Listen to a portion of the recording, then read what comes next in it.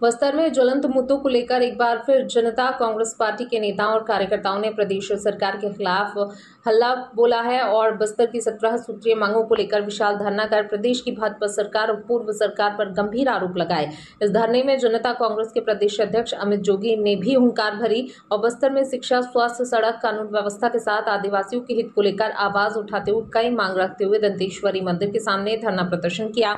वहीं बस्तर में जनता के हित और विकास से जुड़े मुद्दों को लेकर दोनों पार्टियों पर जमकर नारेबाजी की और कहा कि बस्तर के विकास को लेकर दोनों प्रमुख पार्टी को जिम्मेदार ठहराया। पार्टी के संभागीय अध्यक्ष और प्रदेश अध्यक्ष ने आरोप लगाते हुए कहा कि बस्तर के पलायन किए आदिवासियों के पुनर्वास, बेलाडीला में मलबे से मृतकों को 1 करोड़ मुआवजे के साथ जगदलपुर को उपराजधानी बनाए जाने, केशकाल में जाम जैसी समस्याओं पर स्थायी हल अब तक नहीं निकाला गया और बस्तर की जनता को केवल वोट बैंक के रूप में इस्तेमाल कर बस्तर के खनिज संसाधनों को बाहर बेचने का काम किया जा रहा है। एनएमडीसी द्वारा संचालित और घोषित सुपर स्पेशलिटी अस्पताल को जनता के स्वास्थ्य के लिए जल्द ही पूरा करने के साथ जगदलपुर में निर्मित सुपर स्पेशलिटी अस्पताल में उच्च तकनीकी संपन्न सुविधा के साथ विशेषज्ञ चिकित्सकों की शीघ्र भर्ती की जाए। साथ ही बस्तर में कार्डियोलॉजी विशेषज्ञ चिकित्सक की भर्ती की जाए और दक्षिण बस्तर में मेडिकल कॉलेज खोला जाए। इसके अलावा बेलाडीला एनएमडीसी परियोजना की लापरवाही से मलबा बाढ़ पीड़ितों के पुनर्वास सहित मृतकों को 1 करोड़ का मुआवजा दिया जाए और शिक्षा में बेहतर सुधार तत्काल किया जाए। धमतरी से जगदलपुर 4 लेन, ओरछा से नारायणपुर, दंतेवाड़ा से बेलाडीला, कोंडागांव से भानु प्रतापपुर खराब सड़कों का काम शीघ्र पूरा किया जाए और रावघाट परियोजना द्वितीय फेज नारायणपुर जगदलपुर का निर्माण जल्द किया जाए। वहीं अन्य मुद्दों में इंटरसिटी कनेक्टिविटी, सरकारी रिक्त पदों में भर्ती, स्थानीय बेरोजगारों को प्राथमिकता के हिसाब से भर्ती और कोंडागांव में मक्का प्रोसेसिंग प्लांट का शीघ्र शुभारंभ सहित अन्य मांगों को लेकर भी धरना देकर बस्तर कमिश्नर को ज्ञापन सौंपा गया है।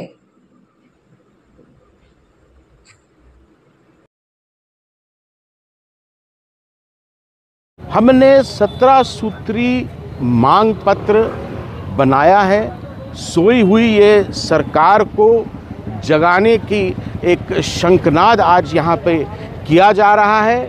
ये जो बोलते हैं साय साय सरकार है, अगर इसी तरह चलती रहे तो साय साय सरकार बाय बाय सरकार हो जाएगी।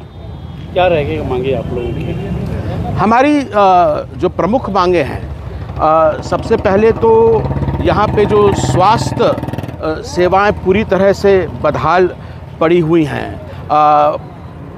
अभी तक चाहे वो कांग्रेस की सरकार थी, चाहे वो भाजपा की सरकार है, एक भी न्यूरो सर्जन, न्यूरोलॉजिस्ट को यहाँ पे भेजा नहीं गया है। वो भेजना चाहिए। जो सुपर स्पेशलिटी अस्पताल बन के तैयार हुआ है, अभी खंडर बनने को जा रहा है, उसका क्या कर रही है सरकार? इस पे भी सरकार को कुछ बताना पड़ेगा।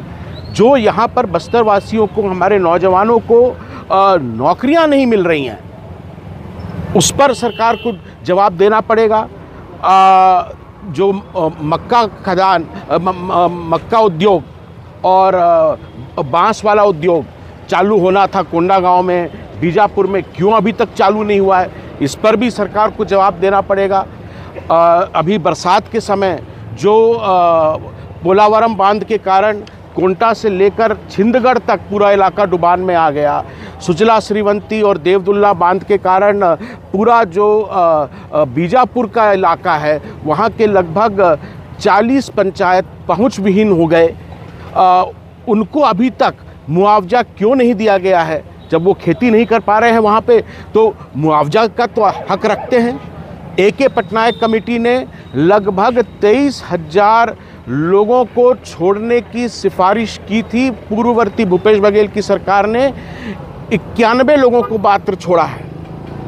ये जो सरकार है, वो जो निर्दोष लोग फर्जी नक्सली प्रकरणों में अंदर बंद हैं, उनको छुड़ाने के लिए क्या कर रही है, इसका भी हम सरकार से जवाब मांग रहे हैं। ऐसे मुद्दे तो इतने सारे हैं कि अगर मैं बोलता रहूं तो रात हो जाएगी, पर सरकार को अभी हमारा मुख्य उद्देश्य है जगाना है।